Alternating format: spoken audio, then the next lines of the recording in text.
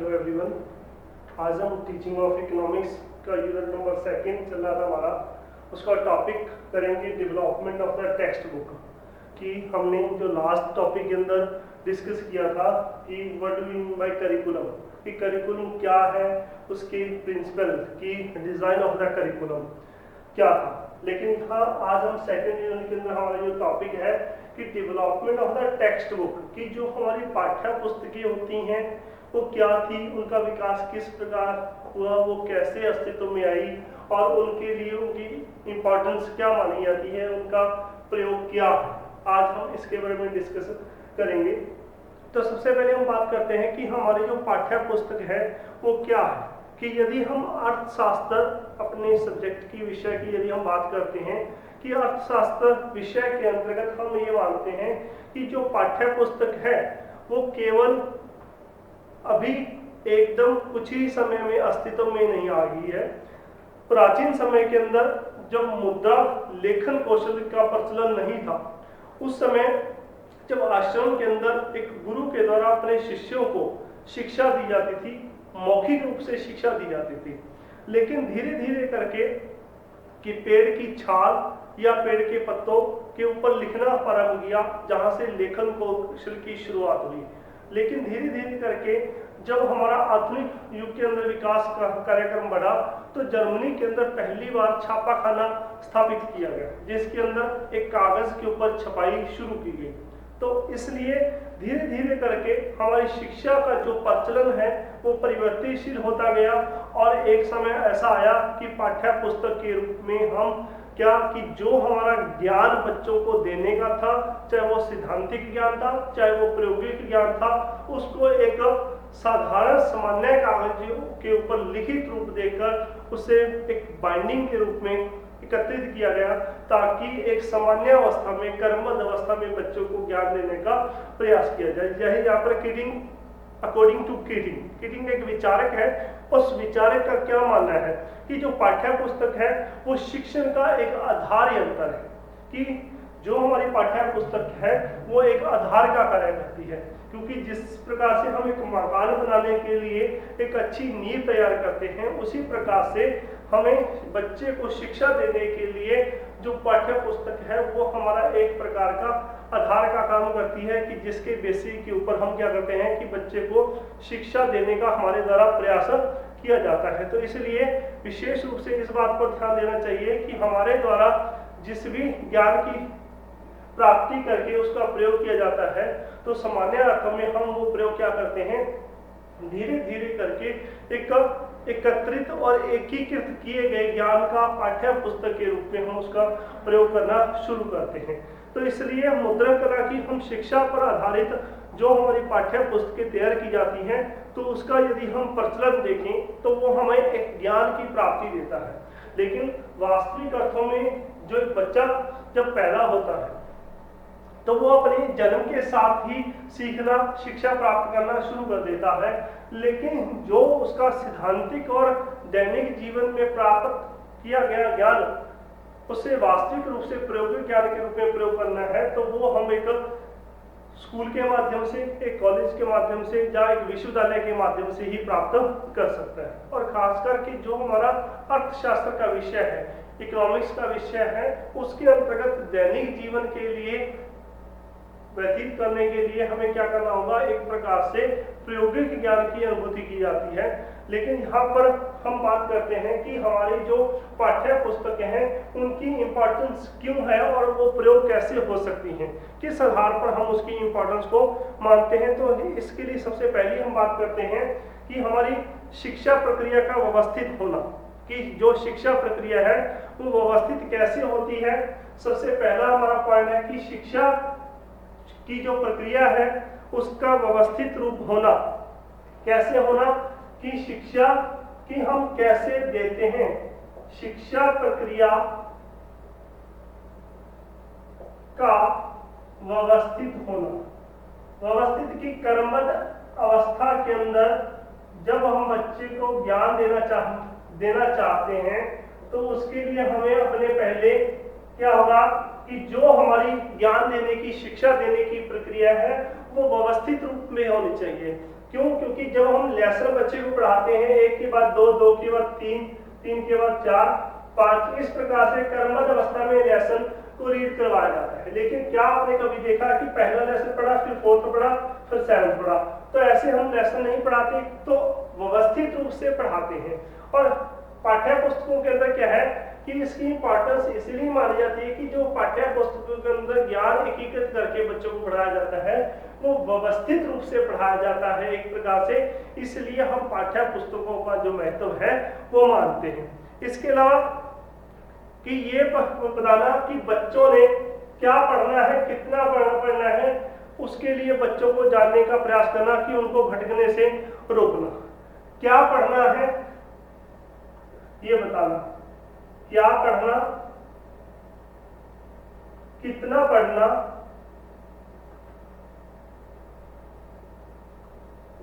कितना पढ़ना, क्योंकि पाठ्य पुस्तक के अंदर क्या पढ़ना है, कितना पढ़ना ये डिसाइड किया जाता है। क्यों? क्योंकि आपने बच्चे को कक्षा में क्या पढ़ाया, बच्चे ने टेक्स्ट बुक से देख लिया, कितना पढ़ाया वो आप पाठ्य पुस्तक के माध्यम से जान सकते हो। तो इन चीजों को व्यवस्थित रूप देने के लिए जब हमने किया था कि क्या पढ़ाया जाना चाहिए, कितना पढ़ाया जाना चाहिए, ये चीज हम पाठ्य पुस्तकों के माध्यम से ही जान सकते हैं। क्योंकि एक ही दिन के अंदर आप बच्चों को 5 लेसन नहीं करवा सकते, उससे क्रमबद्ध अवस्था के अंतर्गत हम ज्ञान तो दे सकते हैं, लेकिन 5 लेसन का एक ही दिन में करवा सकते हैं ऐसा पॉसिबल नहीं है। उसके लिए क्राइटेरिया डिसाइड किया जाता है कि कक्षा के 40 मिनट के पीरियड के दौरान आप बच्चे को एक टॉपिक करवा सकते हो, एक लेसन करवा सकते हो,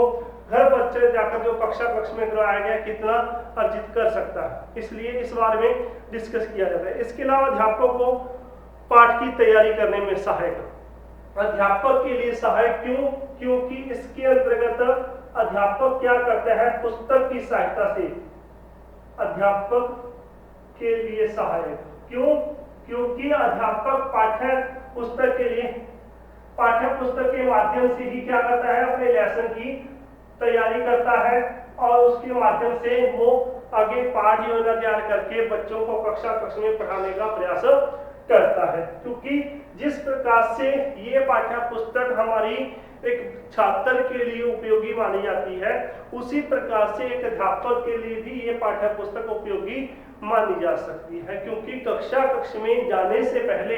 अध्यापक क्या करता है कि पाठ्य पुस्तक की सहायता से अपनी तैयारी करता है, जो टॉपिक पढ़ाना है उसके बारे में रीडिंग लेता है और इसके साथ साथ अपना लेसन प्लान तैयार करता है, ताकि वो अपने संकुचित दायरे के अंदर जो बच्चों को पढ़ाना चाहता है उसी टॉपिक को पढ़ाने का प्रयास उसके माध्यम से किया जाए। इसलिए हम हमारी पाठ्य पुस्तक की जो इम्पोर्टेंस है और उसका प्रयोग है वो मानते हैं। इसके अलावा ज्ञान का विस्फोट,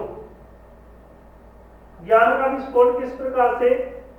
कि जो आप बच्चों को ज्ञान देना चाहते हो वो पाठ्य पुस्तक के माध्यम से ही दिया जा सकता है। ज्ञान विस्फोट, अब देखिए कि हमारे किसी भी प्रकार के कॉम्पिटिटिव एग्जाम के अंदर हम क्या देखते हैं कि हम अलग अलग प्रकार की बुक्स पढ़ते हैं, रीडिंग लेते हैं, उनके बारे में हम उनसे ज्ञान अर्जित करते हैं और अपने कंपटीशन की एग्जाम कंडक्ट करते हैं। वो क्यों? क्योंकि आपने एक राइटर की बुक पढ़ी, आपने उसी को अच्छी तरह से स्टडी की, उसका चिंतन किया, उसके साथ सेकंड राइटर की बुक पढ़ी, तो आपको दोनों का कंक्लूजन निकालकर क्या कुछ नया देखने को मौका मिलता है। तो इसलिए विशेष रूप से ध्यान दिया जाता है कि किताबों के माध्यम से जो हमारी पाठ्य पुस्तकें होती हैं उनके माध्यम से आप क्या कर सकते हो, ज्ञान अर्जित कर सकते हो, ज्ञान आगे दे सकते हो। अब देखिए, टीचर ने पाठ्य पुस्तक को पढ़ा, जो भी टॉपिक पढ़ा, जिस भी टॉपिक का ज्ञान लिया उसने आगे विद्यार्थियों को दिया। अब दोनों व्यक्ति, एक तो अध्यापक यहाँ पर ज्ञान अर्जित कर रहा है, उसे समझ है कि इस लाइन के अंदर, इस किताब के अंदर कितना और ज्ञान भरा हुआ है, उसके साथ साथ वो बच्चों को भी बताता है, बच्चों का मार्गदर्शन भी करता है कि जो ये नॉलेज है आपके कहाँ कब कैसे काम आ सकती है, उसके बारे में आपको ज्ञान के माध्यम से बताने का प्रयास किया जाता है। इसलिए ज्ञान का जो विस्फोट होता है वो केवल बच्चे तक सीमित नहीं है, बल्कि वो अध्यापक तक भी जाता है और बच्चे तक तो उसका प्राप्त ज्ञान का होना स्वाभाविक सी बात है। इसलिए शिक्षण में कि ज्ञान की इकाइयों को बांटने के लिए, ज्ञान की इकाइयों को बांटने के लिए किस प्रकार से, क्योंकि विभिन्न प्रकार का ज्ञान होता है, ज्ञान की इकाइयां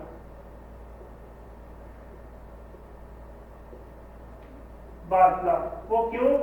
क्योंकि ज्ञान एक मात्रा में सीमित नहीं है, उसकी कोई लिमिटेशन नहीं है, क्योंकि ज्ञान के अंदर हम देखते हैं कि अलग अलग प्रकार से आधारित होता है, जिसके अंतर्गत कुछ हमारा जो ज्ञान है वो हमारे रचनात्मक कौशल पर आधारित हो सकता है, कुछ हमारा कंपटीशन एग्जाम से आधारित हो सकता है, कुछ इसके अलावा हमारी कम्युनिकेशन स्किल पर आधारित हो सकता है। तो ज्ञान आपका किसी भी एंगल से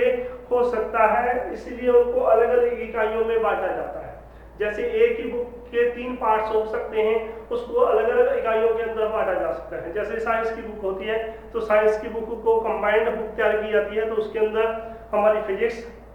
केमिस्ट्री या बायो अलग अलग प्रकार से उसकी इकाइयों के अंदर उसको बांट दिया जाता है, जिसके आधार पर ये माना जाता है कि हमारी जो पाठ्य पुस्तक है वो हमारी एक प्रकार से इस प्रकार से ज्ञान देने का प्रयास होता है कि जिसके माध्यम से हम कुछ नया अर्जित करने का प्रयास कर सकते हो। इसके अलावा यदि हम बात करते हैं कि हमारे किस और आधार पर हम अपनी पाठ्य पुस्तक की जो उपयोगिता है उसको समझ सकते हैं या उसको मान सकते हैं, क्योंकि धीरे धीरे करके हमारा जो पाठ्य पुस्तकों का विकास हुआ है उसके अंदर हम क्या मानते हैं कि अपने शिक्षण को बढ़ावा मिले, शिक्षण के अंदर हम क्या करते हो, प्रभावशाली बनाने के लिए, शिक्षण में एक रूपता लाने के लिए, कि शिक्षण में हम एक रूपता कैसे ला सकते हैं, एक रूपता लाने के लिए। वो क्यों, क्योंकि एक पाठ्य पुस्तक है जिसके माध्यम से हम क्या कर सकते हैं कि एक रूपता ला सकते हैं। वो कैसे, क्योंकि एक ही सब्जेक्ट के अंदर हम, जैसे हमारा सामाजिक अध्ययन का विषय था, तो सामाजिक अध्ययन विषय के अंतर्गत हम जब 10th तक पढ़ते हैं तो हम क्या करते हैं, भूगोल, इतिहास, अर्थशास्त्र, इन सब विषयों को एक रूप से पढ़ाने का सामाजिक अध्ययन के अंदर प्रयास किया जाता है। तो इसलिए विशेष रूप से हम ये प्रयास करते हैं कि शिक्षण में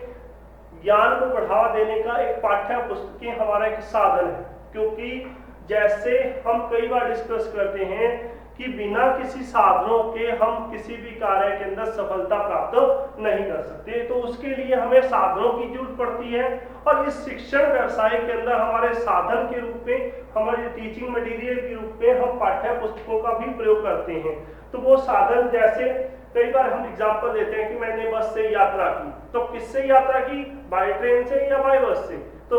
यात्रा करने का हमारे पास साधन क्या हुआ, बस या ट्रेन। उसी प्रकार से यहाँ पर हमारा शिक्षण करने का एक साधन क्या है कि हम इसी प्रकार से शिक्षण के अंदर ब्लैक बोर्ड का प्रयोग कर लेते हैं, इसी प्रकार से शिक्षण के दौरान हम अपनी पाठ्य पुस्तकों की सहायता से हम अपने बच्चों को शिक्षण देने का प्रयास करते हैं। और उन पाठ्य पुस्तकों के अंदर हमारा जो हम लास्ट टॉपिक कर रहे हैं करिकुलम, तो पाठ्य पुस्तकों के अंदर करिकुलम के द्वारा उनको एकत्रित करके, उनका एकीकरण करके बच्चों को पढ़ाने का प्रयास किया जाता है। इसलिए हमारे कहने का अभिप्राय कि शिक्षण के अंदर यदि हम एक रूपता लाना चाहते हैं तो उसी के माध्यम से हम एक अच्छा शिक्षण कार्य कर सकते हैं। इसके अलावा हमारी वशिष्ठ शिक्षण, हमारे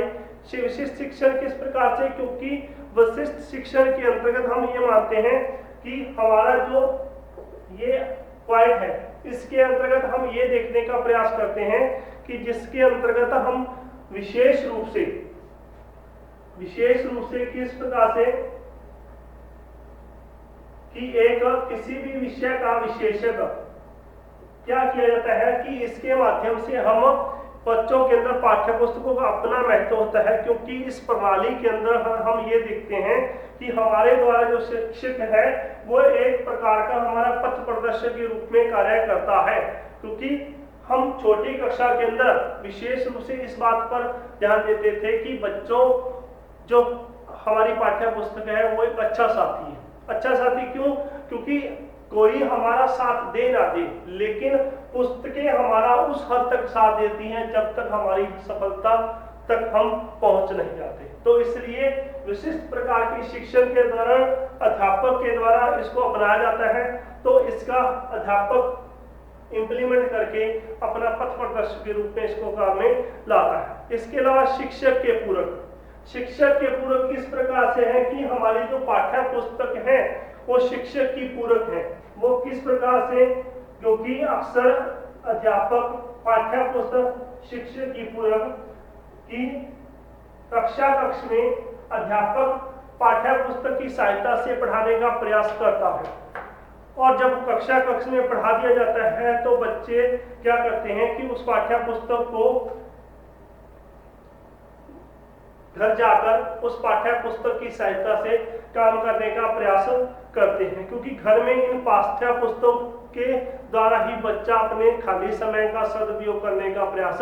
करता है। क्योंकि यदि एक कक्ष में अध्यापक पढ़ा तो देता है, लेकिन पढ़ाने के बाद और कितना जाकर उसके बारे में घर जाकर डिस्कस करना है, उसका चिंतन करना है, तो वो हम पाठ्य पुस्तक के माध्यम से ही कर सकते हैं। क्योंकि यदि घर के अंदर क्या है कि आपके पास पाठ्य पुस्तक है तो वहां पर शिक्षक नहीं है, तो आपका मार्गदर्शन करने के लिए घर पर आपकी पाठ्य पुस्तक तो है, उस पाठ्य पुस्तक के माध्यम से ही तो ही आप क्या कर सकते हैं, अपना काम कर सकते हैं। इसके अलावा पाठ को दोहराना, पाठ को दोहराना की रिवीजन करना, पाठ को दोहराना वो किस प्रकार से, क्योंकि आपको कोई काम दिया जाता है तो आप कक्ष के अंदर जो काम करवाया जाता है घर पर जाकर आप उस लेसन की रिवीजन करना चाहते हैं, पाठ को दोहराना चाहते हैं, तो उसके लिए आपके पास पाठ्य पुस्तक होनी चाहिए। इसलिए इस पाठ्य पुस्तक का महत्व माना जाता है, क्योंकि जैसे जैसे हम पाठ्य पुस्तक का महत्व मानेंगे उसी के साथ इसकी हमारी दैनिक जीवन के अंदर हम इसको किस प्रकार से प्रयोग कर सकते हैं, इसलिए जरूरी माना जाता है। इसके अलावा कि सेल्फ स्टडी करने में, सेल्फ पढ़ाई करने में सहायक, कि आप खुद पढ़ाई करना चाहते हो उसमें सहायक हो सकती हैं, सहायक हो सकती हैं कि आप घर जाकर सेल्फ स्टडी करना चाहते हैं तो सेल्फ स्टडी के लिए कि आपकी समर वेकेशन हो जाती है। समर वेकेशन के अंतर्गत हम देखते हैं कि आप अपने खाली समय का सदुपयोग करना चाहते हो, तो उसके लिए आपके पास क्या करना पड़ता है कि आपको अपनी सेल्फ स्टडी के अंदर सहायक सिद्ध होती हैं। कई बार आपके इतना नहीं है कि आप किसी प्रकार से आपकी साइंस की क्लास है, आपकी मैथ की क्लास है, लेकिन उसके लिए आपके पास इतना बंदोबस्त नहीं है कि आप किसी कोचिंग क्लास को ज्वाइन कर सको, तब आपके लिए है कि आपके पास पाठ्य पुस्तक हैं और आज के सोशल मीडिया के द्वारा आप इनकी सहायता से क्या कर सकते हैं कि खुद घर जाकर सेल्फ स्टडी करने का प्रयास करते हैं। तो इसके अलावा हम बात करते हैं कि ये हो अच्छी स्थिति ना होने के कारण कि कई बार हमारी क्या होता है कि हम देखते हैं कि हमारे स्कूल या कॉलेज के अंदर की लाइब्रेरी नहीं है और लाइब्रेरी ना होने के कारण आप नहीं पढ़ सकते, तो इसके लिए क्या हो सकता है कि आपकी जो पाठ्य पुस्तकें हैं उनके लिए हम क्या करते हैं, पुस्तकालयों की स्थिति 11 नंबर पॉइंट है कि हमारा जो पुस्तकालय है, लाइब्रेरी है, उसके अंतर्गत उनकी कमी पाई जाती है। आपके पास अपनी पाठ्य पुस्तकें हैं, पुस्तकालय की कमी, स्कूल के अंदर क्या होता है कि आपका पुस्तकालय नहीं होता, जिसके कारण क्या मानते हैं कि लाइब्रेरी नहीं होती और आपके पास आपकी पाठ्य पुस्तकें हैं और उस पुस्तकों के आधार पर आप पढ़ना चाहते हैं, आपका लेक्चर फ्री है तो आप उस लेक्चर के दौरान अपने कर सकते हैं, अपनी पढ़ाई कर सकते हैं। इसके अलावा मनोरंजन, नेक्स्ट हमारा पॉइंट है कि मनोरंजन के साधन वो किस प्रकार से कि आप केवल ये हमारा मकसद नहीं है कि हम पढ़ाई अपने ज्ञान को बढ़ावा देने के लिए पुस्तकों का प्रयोग करते हैं, इसके साथ साथ आपको अपना मनोरंजन का साधन भी अपनाना है और इस मनोरंजन के साधन के लिए आपकी पाठ्य पुस्तकें आपके पास होना जरूरी है। इन पाठ्य पुस्तकों के माध्यम से ही विभिन्न प्रकार की हमारी नॉवेल्स आती हैं, विभिन्न प्रकार की कहानियों की बुक्स आती हैं, जिसके माध्यम से आप कुछ नया ज्ञान अर्जित करना चाहते हो, अपना मनोरंजन करना चाहते हो। कई बार छोटे बच्चों के लिए चित्र से संबंधित कहानियों वाली किताबें आती हैं, आप उन पाठ्य पुस्तकों के माध्यम से बच्चों की रीडिंग के अंदर जो रुचि है वो क्रिएट कर सकते हैं। तो इसलिए कक्ष के अंदर हम क्या करते हैं, हमारे द्वारा प्रयास होता है कि हम अपने इसके द्वारा क्या कर सकते हो कि पाठ्य पुस्तक का प्रयोग करके उसको बढ़ावा दे सकते हो। परीक्षा लेने में सहायक है कि परीक्षाओं के अंदर भी हम पाठ्य पुस्तकों की सहायता लेने का प्रयास करते हैं। परीक्षा लेने में सहायक कि आप जो आपने तैयारी करनी है अपनी परीक्षा के लिए, अब कई बार बड़ी कक्षाओं में क्या होता है कि आप कुछ टाइम पहले बच्चों को फ्री कर देते हो, और फ्री करने के कारण बच्चा क्या होता है कि परीक्षाएं नजदीक आ जाती हैं। उन परीक्षाओं के दिनों के अंदर आपके पास ना तो क्लासेज होती हैं ना ही टीचर होता है। तो उस परीक्षा की घड़ी के दौरान आपकी पाठ्य पुस्तकें ही हैं, जो कि हम पहले भी पीछे पॉइंट कर चुके हैं कि दोहराना, कि अपने पाठ को दोहराना, कि जो आपने अपना सिलेबस कवर कर लिया उस सिलेबस को दोबारा से परीक्षा के लिए तैयार करना आपके लिए जरूरी है। तो इसलिए आपके लिए जरूरी क्या है कि हम ऐसी प्रयास करें कि जिसके माध्यम से हमारी जो पाठ्य पुस्तकें हैं वो हमारे लिए क्या कर सकते हो, एक प्रकार से सहायक सिद्ध हो सकती हो। तो इसके अलावा हम बात करते हैं कि कक्षा के अनेक दोषों को दूर करने के लिए, कि कक्षा के दोषों को दूर करने के लिए, कि कई बार कक्षा के अंदर दोषों को दूर करना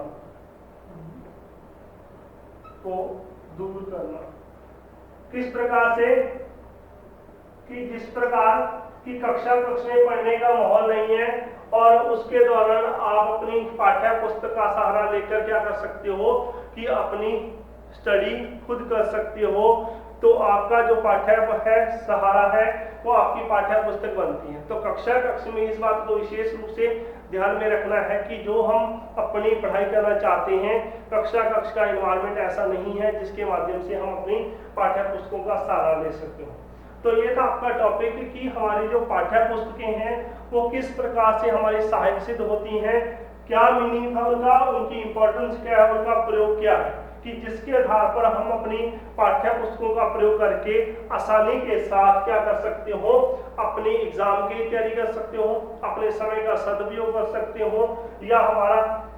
मार्गदर्शन करती हो। तो वो टीचर की एक प्रकार की पूर्व क्यों मानेगी है, क्योंकि टीचर हमें जिस प्रकार से रास्ता दिखाता है उसी प्रकार से हमारी जो पाठ्य पुस्तकें होती हैं वो हमारा मार्गदर्शन करती हैं, और उन्हीं के द्वारा हम ज्ञान अर्जित करके अपने लक्ष्य की तरफ बढ़ने का हमारे द्वारा प्रयास किया जाता है। ओके, तो ये था आपका लेसन कि हमारी पाठ्य पुस्तकें, development of the text book, meaning and importance. Okay, thanks.